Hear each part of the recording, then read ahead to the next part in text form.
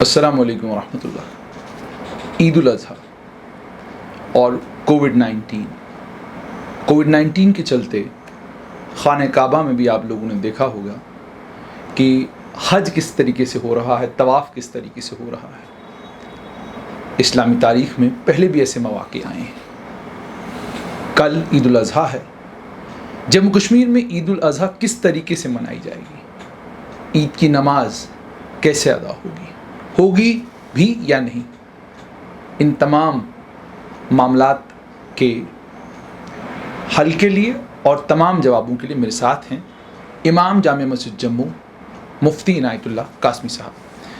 مفتی صاحب شکریہ، ایک تو بہت بہت شکریہ آپ کا کہ آپ نے وقت دیا۔ سب سے پہلے آپ سے یہ جاننا چاہوں گا کہ کل عید الاضحیٰ ہے، جموں کشمیر میں تمام لوگ یہ جاننا چاہتے ہیں کہ کل عید کس طریقے سے منائی جائے گی، عید نماز کووڈ 19 کے چلتے ہوگی یا نہیں ہوگی، اور اگر نہیں ہوگی تو اس سلسلے میں ہمیں کیا کرنا ہے، اس کے بعد پھر قربانی کے مسائل پر بھی آئیں گے۔ پہلے عید نماز کو لے کر بسم اللہ الرحمن الرحیم۔ عید کی نماز اس آدمی پر جو عاقل ہو، مرد ہو، مسافر نہ ہو، تندرست ہو، اس پر واجب ہوتی ہے، لہذا عید کی نماز ادا کی جائے گی۔ لیکن چونکہ کورونا وائرس کے پیش نظر گیدرنگ سے ڈاکٹر نے، انتظامیہ نے جیسے منع کیا گیا ہے، اس سلسلے میں جیسے ہم لوگ عام نمازیں، جمعہ کی نماز ہو، 5 وقتہ نماز ہو، ان نمازوں کو عام انسان تو گھروں کے اندر ہی نماز پڑھ رہا ہے، لیکن چند لوگ جیسے امام، مؤذن، چوکیدار، 1-2 بندے کوئی اور، یعنی 4 سے 5 تک بندے مسجدوں کے اندر جمعہ کی نماز بھی پڑھتے ہیں اور 5 وقتہ نماز بھی پڑھتے ہیں۔ عید الفطر کا زمانہ بھی لاک ڈاؤن میں ہی آ گیا تھا، اس وقت بھی ہماری نماز عیدگاہوں کے اندر نہیں ہوئی تھی، بلکہ گھروں کے اندر، محلہ مساجد کے اندر اور جامع مسجد کے اندر وہی 4-5 لوگ نے نماز ادا کی تھی۔ ٹھیک ہے، ایسے عید الاضحیٰ کی نماز کے سلسلے میں بھی لوگوں کو یہ ہدایت کی گئی ہے، ان سے گزارش کی گئی ہے، حالات کے پیش نظر یہ ہر آدمی کی یہ تمنا ہوتی ہے کہ عید کا نام ہی خوشی، وہ چاہتا ہے کہ ہم نماز بھی عیدگاہ میں پڑھیں گے، ایک دوسرے سے ملیں جلیں گے بھی، لیکن چونکہ کورونا وائرس کی وجہ سے یہ حالات بنے ہوئے، لہٰذا تمام لوگوں سے گزارش کی گئی ہے کہ یا تو اپنے گھروں کے اندر، چونکہ عید کی نماز پڑھنے میں وسعت ہے، حضرات مفتیان کرام نے اس پر مفصل فتاوی بھی لکھے ہیں کہ شہروں کے اندر اپنے اپنے گھروں کے اندر، بیٹھکوں کے اندر، چھتوں کے اندر 4-5 لوگ، ایک نماز پڑھانے والا اور 5 لوگ اور بھی ہوں، گھروں کے اندر پڑھ سکتے ہیں، صحن کے اندر پڑھ سکتے ہیں۔ جو ہماری محلہ مسجد جہاں جمعہ نہیں ہوتا ہے، ان مسجدوں کے اندر بھی 5 لوگ نماز پڑھ سکتے ہیں، لیکن جامع مسجد کے اندر جیسے 5 بندے جمعہ کی نماز پڑھتے تھے، ایسے وہی 5 بندے عید کی نماز بھی مسجدوں کے اندر ہی پڑھیں گے ضرور، لیکن وہی چھوٹے چھوٹے گروپوں کے ساتھ، 5-5 یا 7-7 بندوں کے ساتھ، 5 ہی بندوں کا ہم نے گزارش کی ہے تاکہ گیدرنگ نہ ہو، اور اس میں بھی احتیاطی تدابیر جتنی بتائی گئی ہیں ان تمام احتیاطی تدابیر کو سامنے رکھ دے، جیسے ماسک کا پہننا ہے، درمیان کے اندر فاصلہ رکھنا، 2 فٹ کا دونوں نمازوں کے درمیان میں فاصلہ رکھا جاتا ہے، اس کی بھی گزارش کی گئی، اور جتنی احتیاطی تدابیر کی ہیں بتائی جاتی ہیں ان تمام احتیاطی تدابیر کو سامنے رکھتے ہوئے عید کی نماز انشاءاللہ مسجد کے اندر وہی 4-5 لوگ اور اپنے اپنے گھروں کے اندر انشاءاللہ ضرور پڑھی جائے گی۔ سب سے یہ بھی آپ سے سمجھنا چاہیے کہ ترتیب کیا ہوگی عید کی نماز کی، کیونکہ جو عید نماز ہے، خاص کر عید الاضحیٰ کی نماز میں بھی اس میں سب سے اہم خطبہ ہے، ٹھیک ہے، تو آپ سے یہ سمجھنا چاہوں گا ترتیب کیا رہے گی، اور خطبے کا اہتمام اس میں ممکن ہے، پاسبل ہے، کیا گھروں میں بھی خطبہ پڑھا جا سکتا ہے، وہ آپ سے سمجھنا چاہوں گا۔ عید کی نماز ہو یا جمعہ کی نمازیں ہو، دونوں نمازوں کے لیے خطبہ ضروری ہوتا ہے، لہٰذا خطبہ یقیناً ہوگا۔ البتہ یہاں پر علماء کرام نے اجازت دی ہے، اور بلکہ بہت سارے یہ خطبات شائع بھی ہو چکے ہیں سوشل میڈیا پر، سہولت کے لیے چھوٹا ہے وہ، یعنی 2 منٹ کا، 1.5 منٹ کا، 3 منٹ کا خطبہ ہے، ایسا آسان خطبہ اس کو بنا دیا گیا، عام سے عام آدمی بھی، یہ ضروری نہیں کہ مولوی، مفتی، حافظ ہو اس میں، یعنی آپ بھی اگر اس خطبے کو 2-4 مرتبہ اس کو پڑھ لیں گے تو اس کے بعد اگر آپ گھر کے اندر نماز پڑھانا چاہیں گے یعنی ہر بندہ اس خطبے کو آسانی سے پڑھ سکتا ہے اور پڑھنے کے بعد وہ نماز پڑھا سکتا ہے. اس میں عرض اور بھی کر دوں کہ ضروری نہیں کہ وہ خطبہ جو ہمیں ترتیب دے کر دیا گیا ہے. حضرات علماء کرام نے فقہ نے ہمیں یہاں تک اجازت دی ہے کہ اگر کسی آدمی کو خطبہ یاد نہیں ہے اور خطبہ اس کو پڑھنا ہے تو شروع میں ہم جب کوئی بات کرتے ہیں ہم دیکھتے ہیں نحمد و نصلی علی رسول الکریم یا ان الحمد للہ یا حامد و مصلیہ، یہ الفاظ تو تقریباً ہر مسلمان کو یاد ہوتے ہیں. اس میں حمد اللہ کی تعریف اور نبی علیہ السلام کا درود یہ دونوں اس میں آ جاتے ہیں. پھر اس کے بعد پہلے خطبے میں الحمد شریف پڑھے، دوسرے خطبے میں پھر وہی ان الحمد للہ والصلاۃ والسلام علی رسول اللہ، اس کے بعد قل هو اللہ یا انا اعطینا یا قل، یعنی کوئی سی بھی صورت پڑھے گا. ہمارا پہلا والا خطبہ بھی ہو گیا، دوسرا خطبہ بھی ہو گیا، خطبے بھی ہو گئے، ہماری نماز بھی آسانی کے ساتھ ہو جائے گی. اس میں وہ والا خطبہ جو عام طور پر ہم جمعے میں یا عید میں لمبا خطبہ امام صاحب سے سنتے ہیں وہ اچھا ہے اپنی جگہ پر، لیکن وہ عام حالات کے لیے ہے. ان حالات کے لیے چھوٹا خطبہ ترتیب دیا گیا ہے، اسی چھوٹے خطبے کے ساتھ نماز پڑھی جائے گی. دوبارہ آپ سے پوچھنا چاہوں گا کہ کیا نماز کی ترتیب وہی ہوگی جو عید نماز کی ترتیب ہوتی ہے؟ خطبے کے ساتھ میں جو تکبیریں ہوتی ہیں بالکل وہ تکبیریں اسی طریقے سے ہوں گی یا کوئی تھوڑا سا اس میں رد و بدل ہے؟ نہیں، نماز تو جو ہے نماز تو وہی رہے گی، بالکل عید کی ہی نماز کی طرح ہوگی. آپ کو اب گھر میں پڑھنی ہے، ایک آپ کا امام ہو جائے گا، باقی مقتدی. بالکل بس پہلے نماز ہوگی، اس کے بعد خطبہ ہوگا، دعا ہوگی، وہی سیم جیسے ہم عیدگاہ میں پڑھتے تھے وہی کنڈیشن یہاں پر بھی ہوگی، صرف بندے کم ہوں گے یا جگہ بدلی ہوئی ہوگی. دوسرا آپ سے یہ بھی کہ وقت کیا رہے گا نماز پڑھنے کا؟ موضوع وقت کب سے کب تک ہے؟ نہیں، اس نماز کے لیے ہمارے لیے وقت متعین نہیں ہوتا ہے، بلکہ یہ جو ہم فجر کی نماز پڑھ لیتے ہیں، فجر کی نماز کے بعد جب سورج نکلتا ہے اس کو ہم کہتے ہیں طلوع آفتاب، تو طلوع آفتاب کے بعد 20 منٹ تک تو کوئی نماز نہیں ہوتی، مکروہ ٹائم ہوتا ہے. بس جو ہی وہ مکروہ ٹائم ختم ہو جاتا ہے اس کے بعد سے آپ جب مرضی آپ یہ نماز پڑھ سکتے ہیں تقریباً 10 بجے تک. یعنی آج ہم یہ دیکھیں گے تقریباً آج 6:42-43 پر وہ طلوع آفتاب شروع ہوتا ہے، 20 منٹ وہ رہے گا، تو 6:02-3 پر ہماری عید کی نماز کا وقت شروع ہو جائے گا. اس کے بعد ہم جب چاہیں گے 10 بجے تک ہم نماز ادا کر سکتے ہیں، اس میں کوئی ایشو نہیں ہوگا. اچھا، مان لیجیے اب ایک ایسا گھر ہے جس گھر میں مرد حضرات کم ہیں، مان لیجیے 1 یا 2 ہیں، اور باقی تمام مستورات ہیں، باقی تمام عورتیں ہیں، تو اس گھر کے لیے حکم کیا ہے؟ وہاں عید نماز ہو سکتی ہے یا اس کے لیے حکم کچھ اور ہے؟ مستورات بھی نماز میں شریک ہو سکتی ہیں، لیکن اس کے لیے مردوں کا ہونا بھی 3 مرد ضروری ہونے چاہیے. 3 مرد ضروری ہیں. اگر 2 ہوں، ایک امام اور دو بالغ مرد اور بچہ بھی ہوگا تب بھی چلے گا. لیکن مردوں کا ہونا 2 کم سے کم مردوں کا ہونا ضروری ہے، ساتھ میں بچہ بھی ہو چلے گا بھی، ورنہ 3 مرد ہو، ایک امام ہو، اور پھر پیچھے اگر مستورات بھی نماز پڑھنا چاہیں گی پڑھ سکتی ہیں. حالانکہ مستورات پر عید کی نماز واجب نہیں ہے، جیسے مردوں پر عید کی نماز واجب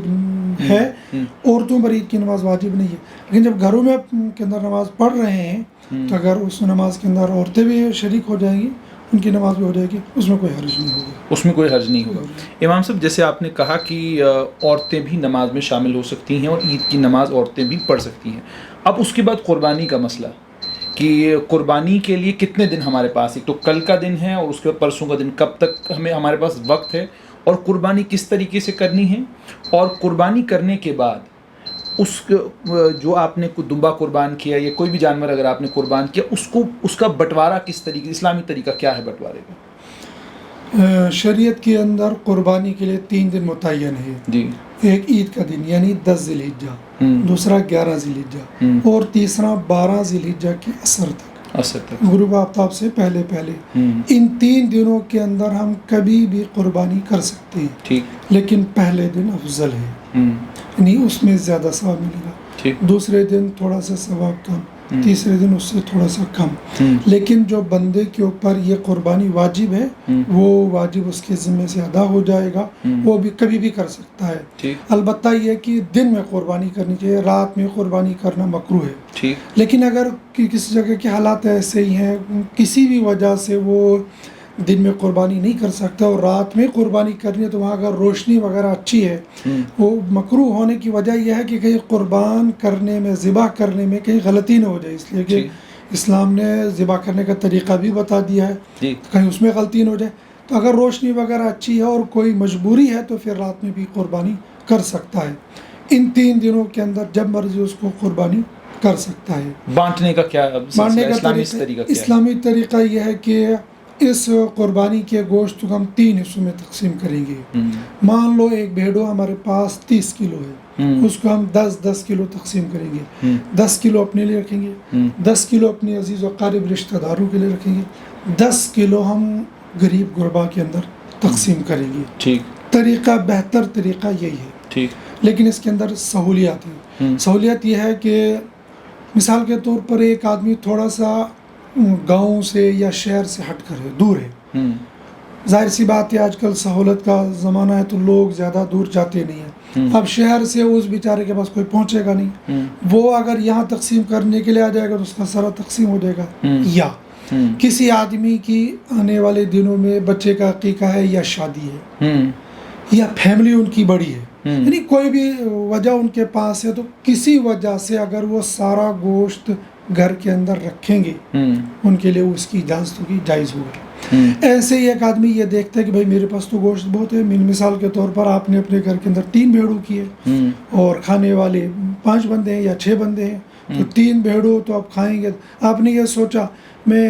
2 کو تو تقسیم کرتا ہوں، 1 بھیڑو پورا کا پورا وہ جو بستی وہاں غریب کی ہے، میں پورا بھیڑو انہیں کے یہاں ذبح کرتا ہوں، انہیں کے یہاں تقسیم کر دیتا ہوں۔ علماء نے لکھا ہے اس میں زیادہ ثواب ہے، اس کی طرف سے قربانی بھی ہو جائے گی اور ان غریبوں کا زیادہ حق ہے، ان کو وہ ثواب بھی ملے گا۔ معلوم یہ ہو گیا کہ اگر بندہ کسی وجہ سے سارا گوشت اپنے پاس رکھنا چاہے گا وہ بھی جائز ہے، اور سارا گوشت غریب افضل کیا ہے؟ افضل اس میں یہ ہوتا ہے کہ ضرورت، اگر مثال کے طور پر آپ کو اپنی ضرورت ہے، مطلب مان لیجیے شادی ہے، بیاہ ہے، کوئی بڑا فنکشن آنے والا ہے تو آپ گھر میں رکھ سکتے ہیں، یا اگر آپ کے پاس گزارا اپنا ہے۔ لیکن مجھ سے اس میں ایک اور چیز آپ سے سمجھنا چاہوں گا کہ مان لیجیے شادی ہے، بیاہ ہے، لیکن میں مالدار آدمی ہوں، اللہ نے مجھے غنی کر کے رکھا ہے، دنیا بھر کا پیسہ میرے پاس ہے، کیا میرے لیے جائز ہے کہ میں یہ گوشت سارا گھر میں رکھوں؟ یہ اس کے لیے ہے جو بیچارہ بعد میں جس کے محدود وسائل ہیں، جس کے محدود وسائل ہیں، یہ اس کے لیے ہے۔ جس کے لامحدود وسائل ہیں، آپ کو نہیں لگتا کہ اس کے لیے بہت ضروری ہے کہ یہ جو قربانی کا گوشت ہے یہ غریبوں میں بانٹا جائے، مسکینوں میں بانٹا جائے، اور آج کے وقت میں واقعی جو لوگ پریشان حال ہیں ان تک یہ میٹ پہنچے؟ بالکل، اسی لیے میں نے کہا کہ افضل وہ ہے غریب غربا کے اندر اس کو تقسیم کر دے، یہ جس کو ضرورت ہوگی وہ گھر میں رکھے گا، ورنہ افضل وہی ہے دوسروں کے اندر، غریبوں کے اندر اس کو تقسیم کر دے۔ ایک اور مجھ سے آپ سے جاننا چاہوں گا کہ یہ جیسے آپ جموں شہر ہے، بہت سارے لوگ ڈوڈا، بدروا، رجوری، پونچھ یا کشمیر سے لوگ یہاں رہتے ہیں، مگر رشتہ داریاں یہاں نہیں ہیں، تمام عزیز و اقارب جو ہیں وہ اپنے اپنے علاقوں میں ہی ہیں۔ یہاں پر جب وہ قربانی کرتے ہیں تو اکثر و بیشتر یہ دیکھا گیا کہ قربانی کرنے کے بعد وہ گوشت سارا یا تو مدرسے کو دے دیا جاتا ہے،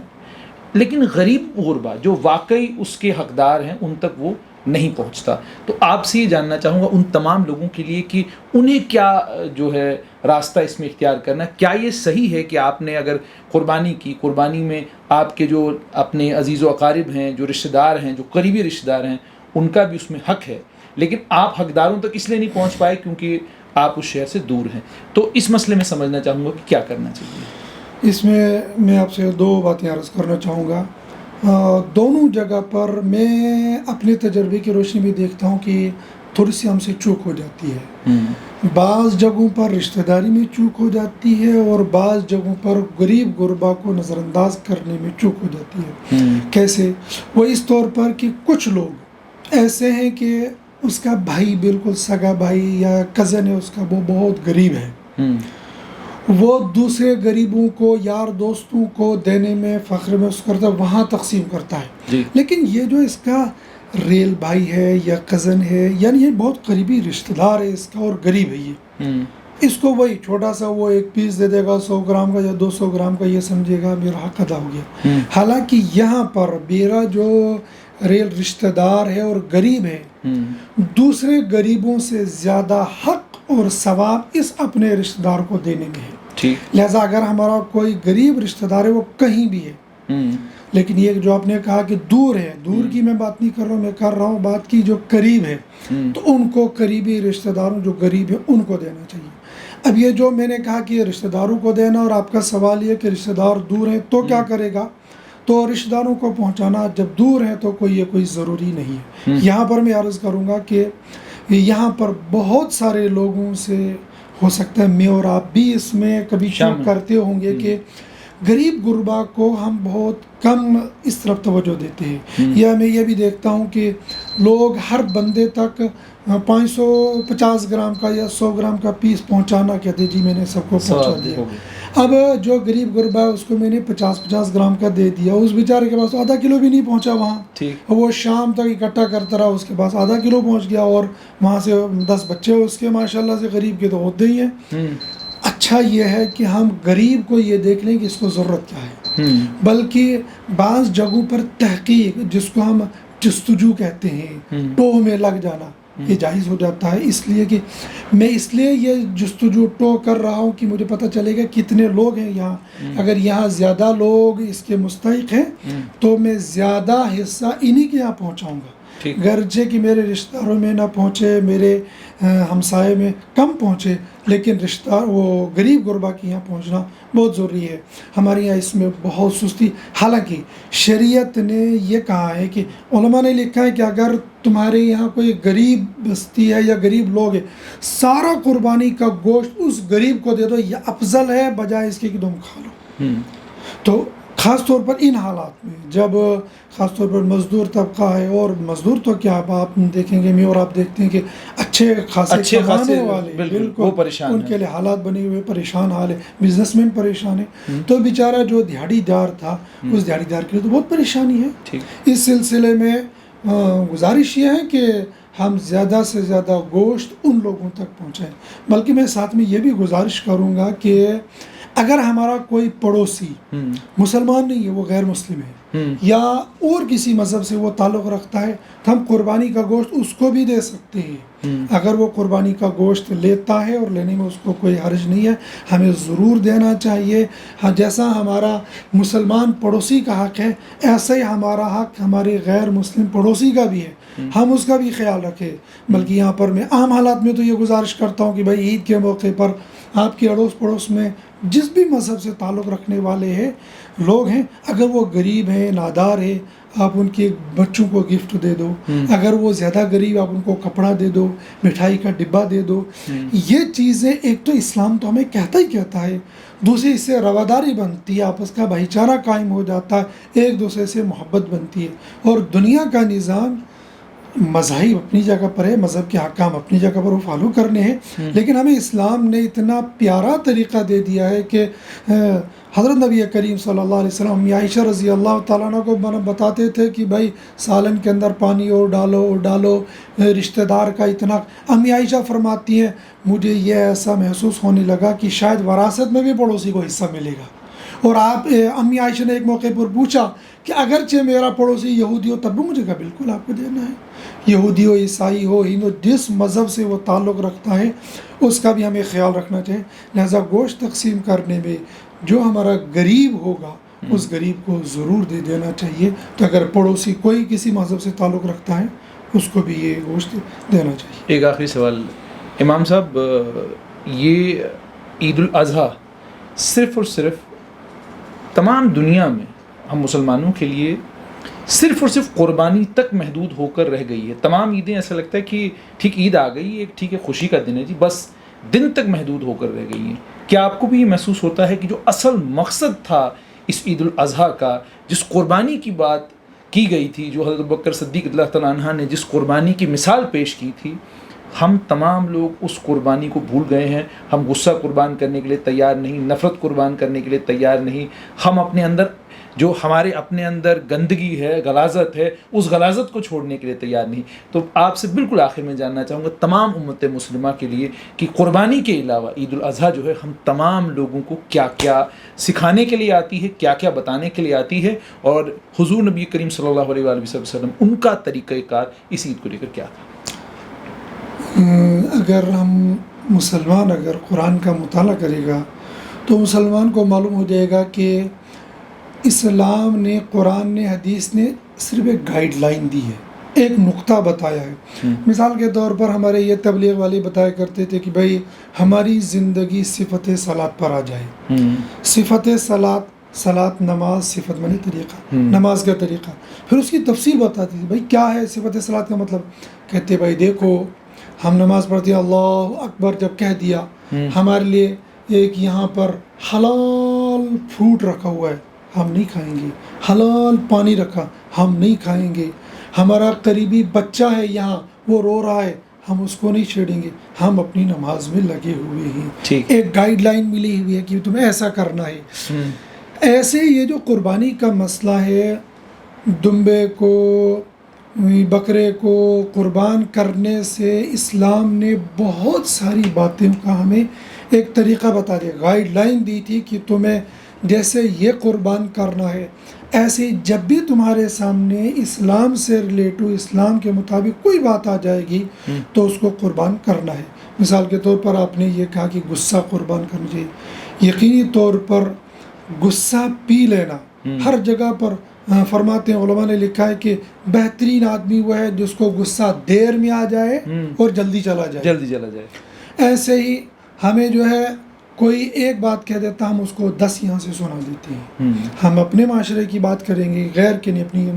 مسلم معاشرے کی بات کریں گے، ہمارے اندر برداشت کا مادہ نہیں رہا ہے۔ کوئی اگر ایسے ٹیڑھا دیکھ لے گا ہم اس کو گالی دے دیتے ہیں، کوئی یوں دھکا مارتا تھا ہم اس کو مکہ مار لیتے ہیں۔ حالانکہ ہمیں اسلام نے یہ بتایا تھا فاعف عنہم واستغفر لہم، معاف بھی کر لو ان سے، بات چیت بھی کر لو ان سے، مشورہ بھی کر لو۔ اگر تمہارے ساتھ کوئی بری بات کہہ دیتا ہے تم اس کو معاف کر دو۔ آپ نے حضرت بکر صدیق رضی اللہ عنہ کا نام لیا، بہت مشہور واقعہ ہے کہ کوئی آدمی ان کو گالیاں دے رہا تھا، وہ چپ چاپ کے بیٹھے ہوئے تھے، سن رہے تھے، ہر گالی سن رہے تھے۔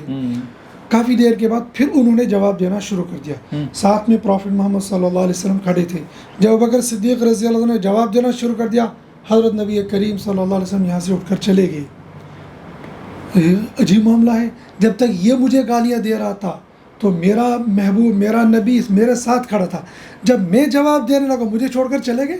لیکن وہ بکر صدیق تھے، انہوں نے وہی چھوڑ دیا اور چلے گئے۔ یا رسول اللہ صلی اللہ علیہ وسلم یہ کیا مسئلہ ہے؟ جب تک وہ گالیاں دیتا رہا میں سہتا رہا، آپ بیٹھے رہے، جب میں نے کچھ کہنا کہا آپ نے فرمایا ابو بکر جب تک تم خاموش تھے اللہ نے فرشتہ بھیجا، وہ تمہاری طرف سے جواب دے رہا تھا، جب تم نے جواب خود ہی وکالت کرنی شروع کر دی، فرشتہ چلا گیا، میں بھی چلا گیا۔ وہ ہمیں معلوم یہ ہو گیا کہ اگر ہم برداشت کریں گے تو برداشت کرنے کے نتیجے میں بظاہر کبھی کبھی ایسا ہوتا ہے کہ مثال کے طور پر میں آپ کو کچھ کہوں گا، آپ کو یہ لگے گا بھائی میں جنید ہاشمی ہوں، میں اتنا میں فلاں ہوں، میں اگر میں یہاں برداشت کروں میری انسلٹ ہو جائے گی۔ نہیں، یہ انسلٹ دکھنے میں دکھتی ہے، لیکن یہ جو انسلٹ بندہ برداشت کرتا ہے اللہ بھی اس کو پسند کرتے ہیں، بلکہ لوگ بھی پسند کرتے ہیں۔ لوگ بھی کہتے ہیں بھائی یہ بندہ بڑا تحمل مزاج بندہ ہے، یہ جلد باز کو نہ لوگ پسند کرتے ہیں نہ اللہ پسند کرتا ہے، صبر و تحمل والے کو اللہ پسند کرتا ہے، لوگ پسند کرتے ہیں۔ تو یہ جو قربانی ہے، یہ قربانی ہمیں بہت ساری چیزوں کی قربانی بتاتی تھی، ہمیں یہاں تک بتاتی تھی یہ قربانی کہ اگر تمہارا چولہا بجھے تو بجھنے دو، لیکن غریب کا چولہا بجھنے نہیں دینا، غریب کا چولہا جلا کے رکھنا۔ کپڑوں کی قربانی، میرے پاس 5 سوٹ ہے اور میرا پڑوسی اس کے پاس 2 ہی سوٹ ہے، اس کے پاس 1 ہی سوٹ ہے، تو کیا مجھے یہ کپڑا قربان کرنے کی یہ اسلام تعلیم نہیں دیتا ہے؟ اسلام نے یہ کہا کہ عید کے موقع پر نئے کپڑے ہی پہننا تمہارے لیے ضروری نہیں ہے، پرانے ہیں، دھلے ہوئے ہیں، تو اگر آپ یہ نیا کپڑا اٹھا کر کسی اور کو دے دو تو یہ تمہارے لیے بہتر ہوگا۔ کپڑوں کی قربانی، پیسے کی قربانی، ہر چیز کی قربانی کا ہم سے مطالبہ۔ یہ تو ایک گائیڈ لائن دی تھی کہ اس موقع پر تم دمبا بکرا قربان کر لو، باقی شریعت جس چیز کی قربانی کا تم سے مطالبہ کرے گا وہ تم کو قربانی کرنی ہے۔ بہت بہت شکریہ۔ تو یہ تھے مفتی عنایت اللہ قاسمی، تمام جتنی بھی باتیں عید الاضحیٰ سے جڑی ہوئی تھی آپ تک میں نے پہنچائی، اور بات وہی علامہ اقبال کی، آج بھی اگر ہو ابراہیم کا ایمان پیدا، آگ کر سکتی ہے اندازے گلستاں پیدا۔ برداشت اور اس عید الاضحیٰ کے دن اپنا غصہ قربان کرنا، اپنی نفرت قربان کرنی، اپنے رشتہ دار کسی رشتہ دار سے آپ ناراض ہیں، سالوں سے بات نہیں ہو رہی، جائیے یہاں سے شروعات کیجیے، پہل کیجیے، السلام علیکم کہیے اور گھر کے اندر پہنچ جائیے۔ آپ تمام لوگوں کو عید الاضحیٰ مبارک۔ عید الاضحیٰ کو لے کر کل آپ کو کیا کچھ کرنا ہے وہ تمام باتیں مفتی عنایت اللہ قاسمی نے آپ کو بتا دی ہیں، اور اگر کچھ اور بھی ہوں تو آپ ہمارے فیس بک کے اس پیج کے نیچے اور یوٹیوب ویڈیو کے نیچے اپنا کامنٹ لکھ سکتے ہیں، ہم ان تک ضرور پہنچائیں گے اور آپ کو جواب بھی ملے گا۔ دیجیے اجازت،